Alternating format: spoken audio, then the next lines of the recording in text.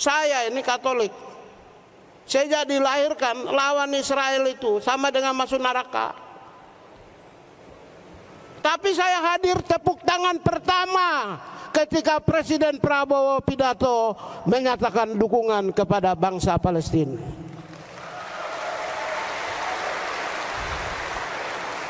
Hanya karena human right. Dan yang jurnalis, wartawan, mana wartawan? Jurnalis, I love you.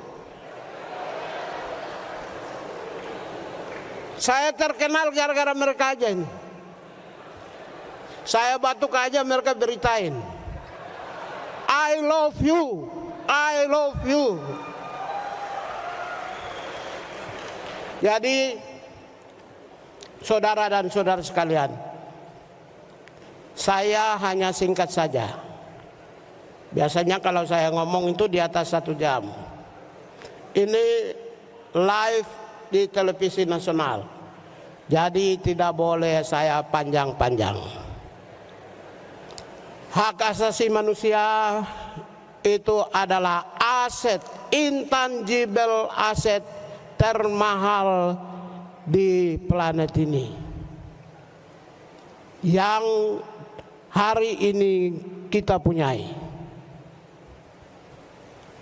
HAM ini adalah aset termahal. Ada tangible aset, ada intangible aset. Salah satu aset paling termahal di dunia itu adalah hak asasi manusia.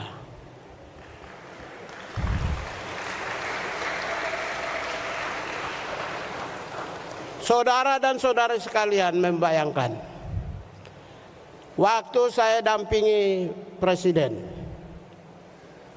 Prabowo Subianto di UN General Assembly di New York,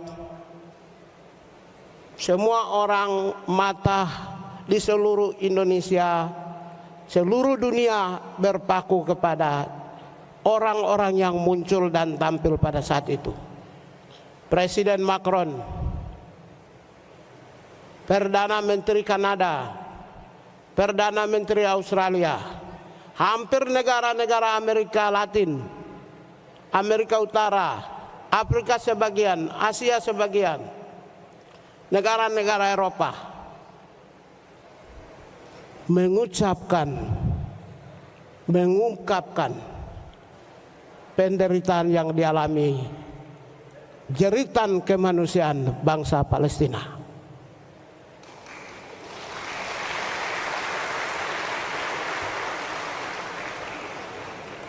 Pada saat yang sama kita dipertontonkan bahwa hak asasi manusia menembus batas suku, agama, ras, dan antar golongan. Bukankah kita, terutama yang kaum Nasrani, mereka menempatkan Israel itu imperium dominium menurut kehendak Bible. Tapi umat-umat pemimpin-pemimpin yang Nasrani hadir mendukung Palestina.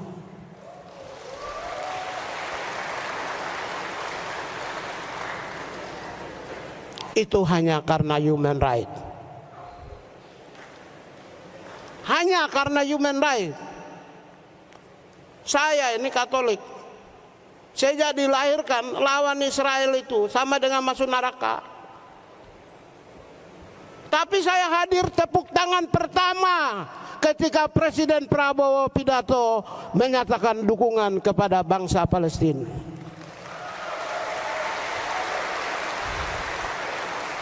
Hanya karena human right. Oleh karena itulah, maka aset termahal ini dipersembahkan oleh Prabowo Subianto bagi bangsa Indonesia dalam periode kepemimpinannya, saudara sekalian. Membentuk Kementerian Hak Asasi Manusia adalah legasi besar dan tonggak sejarah sebagai sumber pusat perdamaian peradaban bangsa Indonesia sebagai bangsa yang bermartabat hak asasi manusia.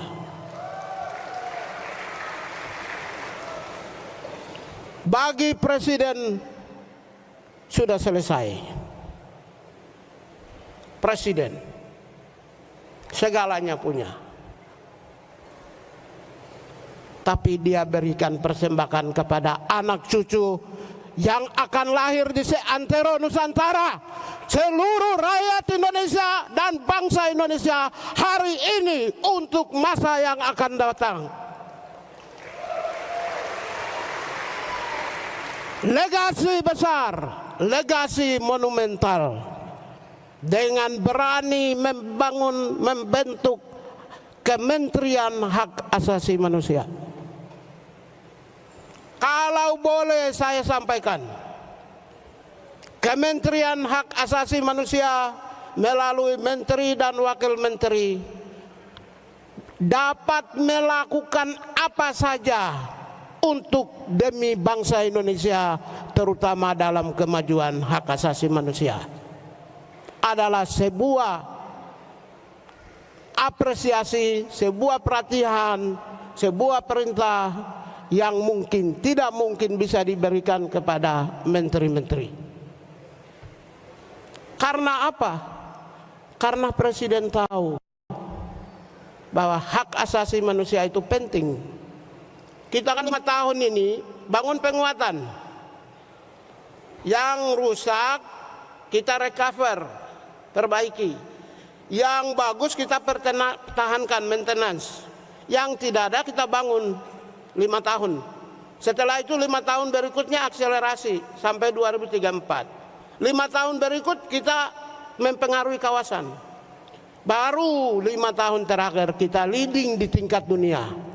Bagaimana mungkin kita leading di tingkat dunia kalau pemimpin-pemimpin tidak prominent dalam demokrasi dan hak asasi manusia, kalau hari ini kita tidak mempersiapkan diri?